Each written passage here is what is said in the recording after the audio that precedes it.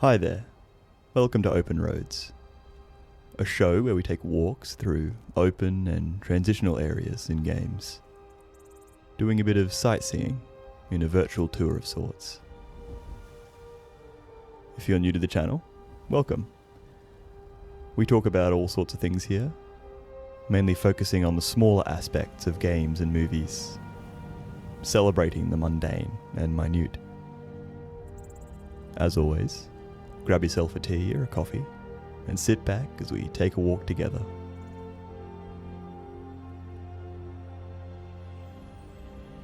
Today we're here in the Reach, the jagged region to Skyrim's west.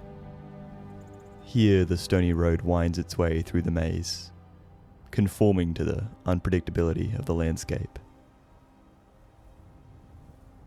Coming down to the river, which probably created this canyon, we can find this little outcrop where two trees call home. It's a nice spot to sit and look up at the Nordic ruin, watching the waterfalls flow into the stream. Interestingly, the river doesn't bulge once the falls enter it, nor does it get deeper, though they may have contributed to the erosion we can see all around. The outcrop itself barely holding on to structural stability. The trees are looking a bit cracked and grim, the nutrients they need slowly being washed away as more of the land falls into the river. Down a bit, we can find this patch where the water laps at the side of the road, the surrounding trees and plants being overtaken by the river. A good spot to fish from.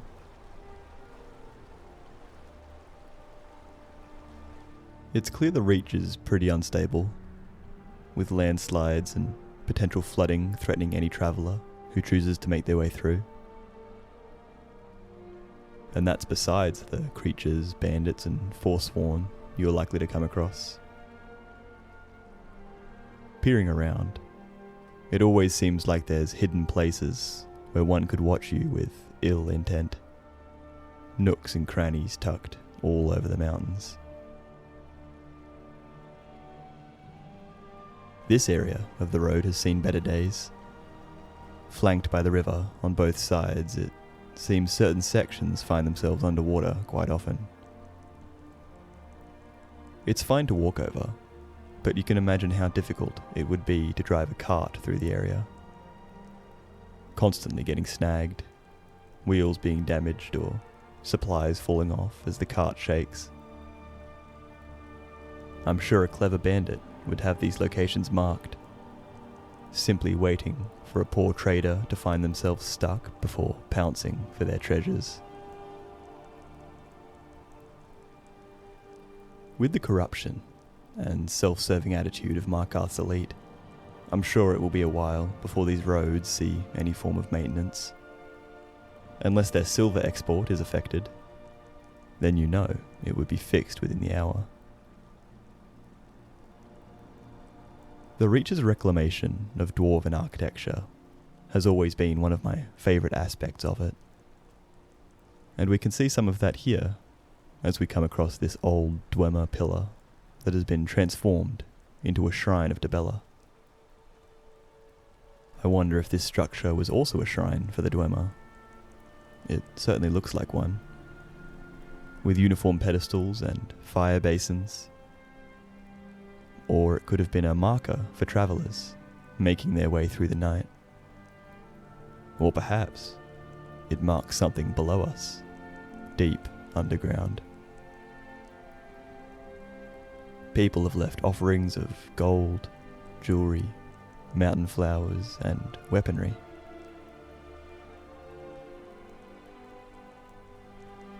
Just up from the shrine, we can come across old Hroldan Inn, which sits cradled by the mountains. A dangerous location for an inn, but the place seems to be left well enough alone. I'm sure it's a sight for sore eyes when a traveller has been making their way through this treacherous terrain. The smell of mead and roasted meat, a welcome change. They have plenty of firewood stacked neatly around the building, but Leontius here is always chopping more. The old trees offering plenty of fuel for their fire pit. It looks like he keeps their weapons sharp as well. Probably a good idea, should the Foresworn decide to descend from their encampments and pay the inn a visit. Inside is much the same as the other inns we've visited in Skyrim, but Idis here is very passionate about the place, fawning over its history, advertising its cultural importance to the modern empire, claiming Tiber Septim himself once stayed here. If she truly believes that, is unimportant, for it's good advertising. Tourists making their way through the area, perhaps having their interest piqued by the historical building.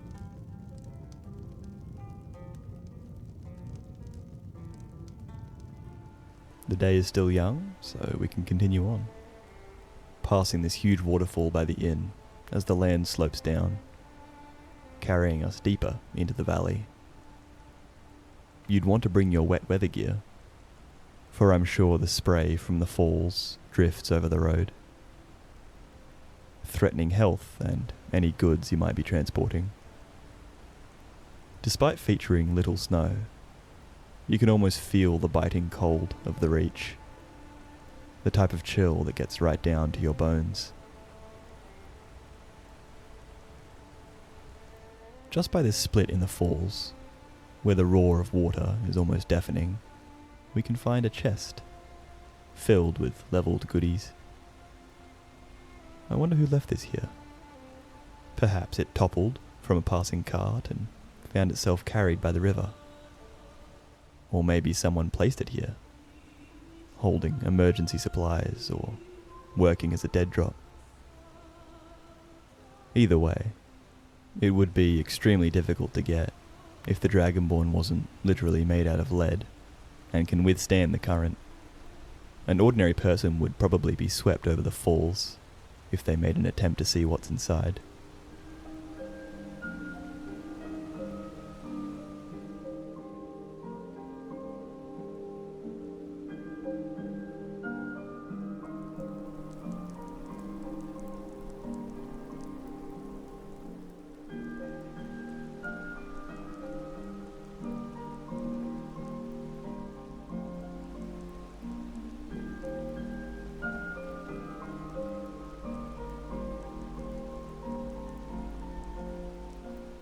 Coming up from the hill by a Reachwater rock, we can find our first sign of the Foresworn. A little hunting camp, hidden from the road. They might have been fishing in these rapids, or searching these highlands for goats and deer. At a glance, their shelters blend right into the landscape. Their deep-rooted relationship to the land apparent in their use of it. Every bit of hide, tree and straw scavenged from the reach. Their supplies, however, look like they've been taken from any unfortunate passerby. Just nearby is a spot they could use to watch the road, keeping an eye out for any potential treasures jingling in the back of merchant carts, or sacks of foodstuffs that could keep them fed. We can spy a strange temple just across the way, shrouded by fog. I'm sure it's not important. I was gunning it up to Markarth when I spotted this little gap in the mountain, a dirt path leading beyond. Following it leads us to an orcish stronghold, who were none too pleased to see me. They must have packed this earth down to create the path, connecting their stronghold to the main road. They might welcome traders every now and then. Probably only a select few who don't impose on their isolationist vibes.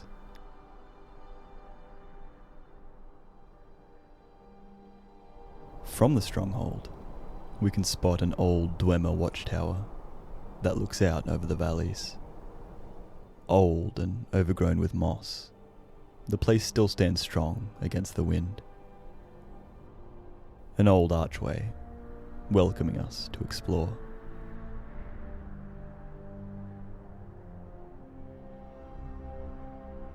The eternal lights of the Dwmer burn within, but a brazier is still lit in the centre of the tower.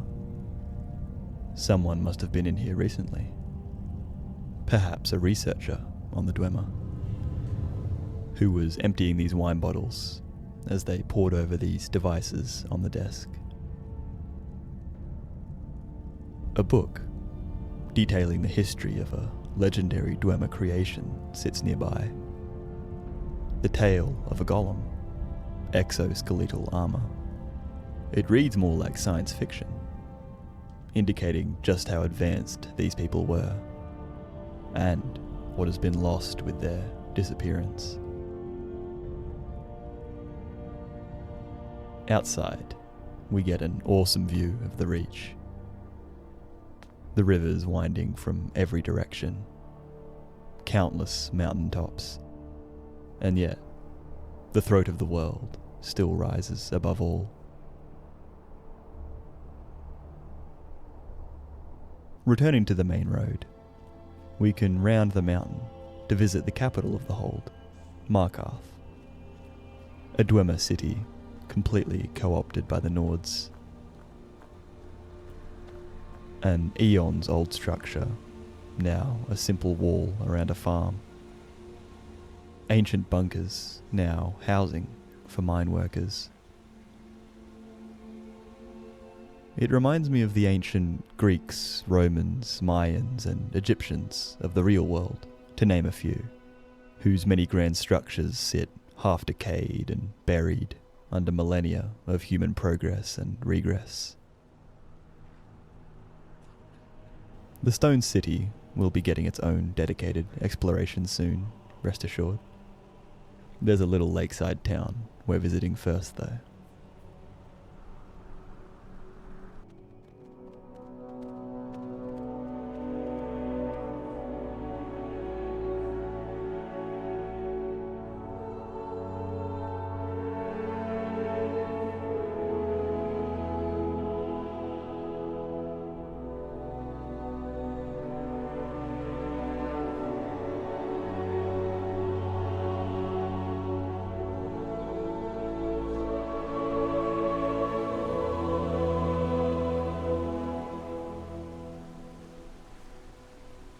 The Lover Stone stands in this little glade. Visitors and pilgrims, perhaps, tending to the area to keep it looking nice. It's a pretty tranquil spot, with two little streams on either side, each coming from somewhere within the earth. There are old Dwemer cisterns and waterworks running all throughout their cities. Perhaps these are runoffs, coming from somewhere below Markarth. We're well off the main road now, passing a burial mound and climbing higher into the ranges. Soon snow begins to form as we come across this strange Dwemer structure.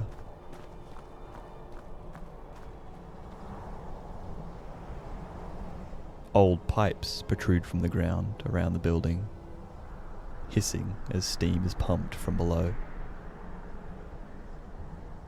I wonder if there was an explosion here that blew the pipes open after lacking maintenance when their architects disappeared. It looks like this shelter might have been an interior segment of a larger structure, which has fallen away over time. It made a good home for a wisp mother. It seems the Nords aren't the only people claiming the Dwemer's creations for themselves.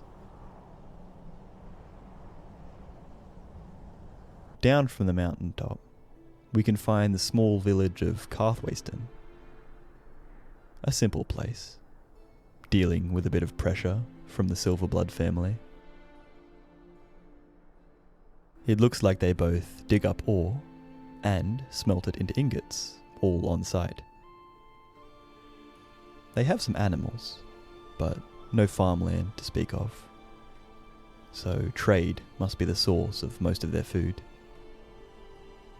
Hopefully, their stores are well stocked, in case they become cut off from the surrounding settlements.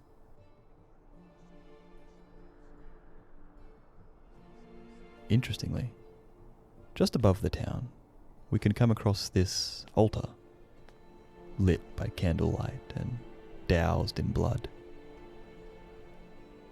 There's no indication on which deity this might be for, but with the black soul gem here, and this lovely little skull effigy, perhaps some necromancers prowl the area.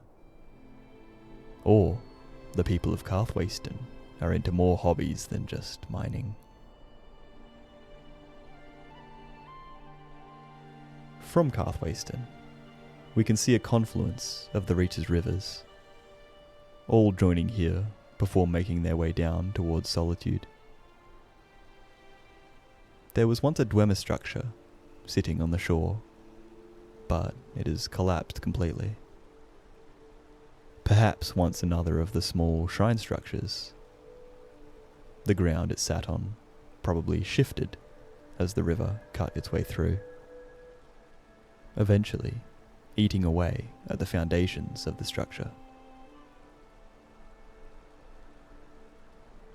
The Stormcloaks have made a camp just nearby, keeping an eye on Karthwasten and the northeastern road running towards the capital.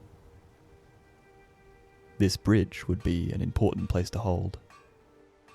Maybe the Stormcloaks seek to claim it, blocking any Imperial forces from the Reach.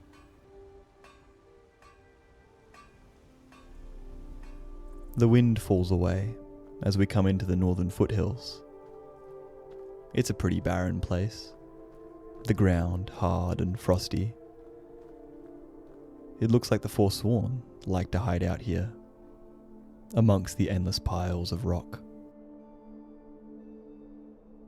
They've claimed this word wall for their own, using it as a place of ritual. The huge gullet of the mountain protecting them from the elements.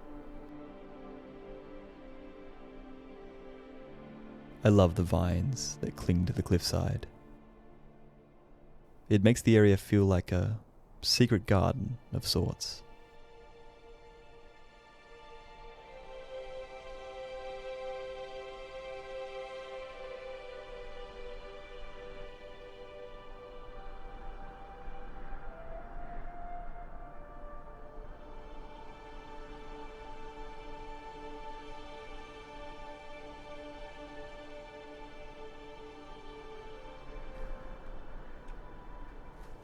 At the edge of the foothills, we can find one of the most well-preserved dwarven ruins, which now houses the afflicted, victims of a terrible disease. Here we can get a sense of what once was, how the Reach used to look, with grand structures rising alongside the mountains. Giant, ornate halls of gold and grey that burrowed deep into the ground, taming the earth itself. The staircases are huge, with space for hundreds of people to visit this place, the scale making its emptiness all the more apparent. Nearby, we can come across Deep Folk Crossing, a bridge, probably not named by the Dwmer themselves, more likely a term coined by the local populace, who came upon the strange place once upon a time. It looks like a dam at first glance, but with no gates or releases, it probably is just a bridge. Crossing it, we can find a mysterious structure that has been used by someone as a memorial or gravesite of sorts. An old helmet and sword placed atop. Perhaps a warrior fell within a dwarven ruin, and this was the best their loved ones could do to commemorate their place of death. Places can come to hold religious significance beyond their initial purpose. Perhaps this site is sacred to the local Nords, who now use it as a place to be closer to history. The land begins to even out as we come to the end of the Reach, old Nordic ruins becoming more common than that of the Dwmer. And despite the beauty, it is quite a relief to arrive in the small town of Dragon's Bridge. Sun dipping below the horizon, we can come to the local tavern and rest our legs. Fighter here, more than happy to pour us a drink. Thanks for coming on this walk. The Reach is quite treacherous, but it's nice to make an attempt to appreciate it, in between being ambushed. As always, if there's any locations, areas, or levels in games you'd like us to take a walk through, let us know in the comments. Shout out to our members: Thane Krios 8, Anna A2640, Najkula, Renee, Patrick Connaughton 4171, Speed of the Earth, Nathan Armstrong 6085, and Call Me Jibs. Stay tuned for more open roads, oddities, odysseys, observations, opinions, and live streams. And we'll see you in the next one. Cheers.